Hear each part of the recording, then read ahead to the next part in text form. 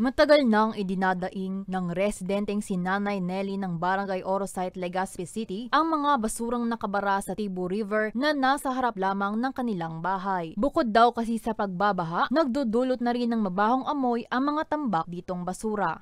Minsan naghihiri lang ang mga aki, araw ka yan. Burutog ang tulak ng mga aki. Tapos titios mi na lang tawara man kami ki ibang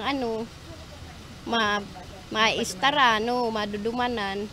Ipinagpapasalamat din ng punong barangay sa lugar ang inisyatibong ito ng lokal na pamahalaan. Malaking bagay daw ito ngayong sunod-sunod na naman ang pag-uulan.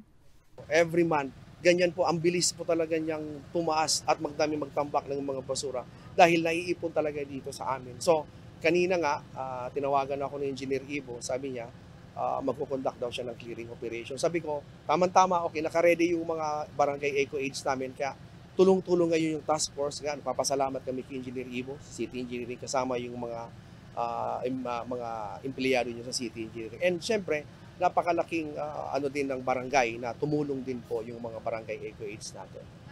Ngayong araw nang ipag-utos ni Mayor Hisham Ismail ang declogging at desilting sa mga kanal at drainage sa lungsod. Layo nitong maiwasan ang pagbaha, lalo na ngayong sunod-sunod ang pag-uulan. Nakatuwang din dito ng lokal na pamahalaan ang City Engineering Office na nanguna sa paghahakot ng mga nakabarang basura. Sa kanyang official Facebook account, nanawagan din ng alkalde sa mga residente na maging responsable na sa pagtapon ng basura. Para sa mga balitang Tatak Bicol, El Yanzon.